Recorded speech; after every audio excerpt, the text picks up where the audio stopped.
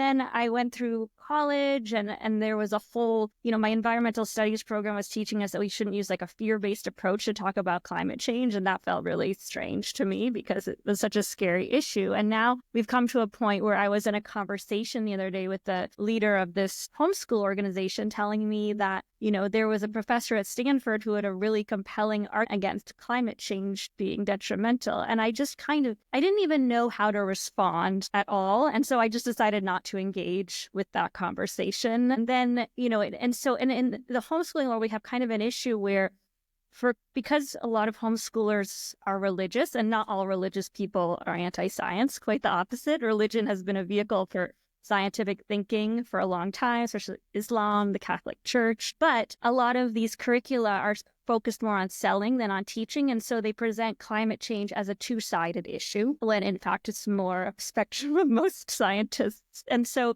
I'm rambling a little bit here, but the point I'm trying to get to is that, so there's that two-sided approach, and then there's people who just leave it out altogether. And, I'm just curious to know your thoughts on the topic and how you would help kids think critically about this issue and why it's become such a hot topic. I don't know, Dan or Michael, if you want to tackle that one.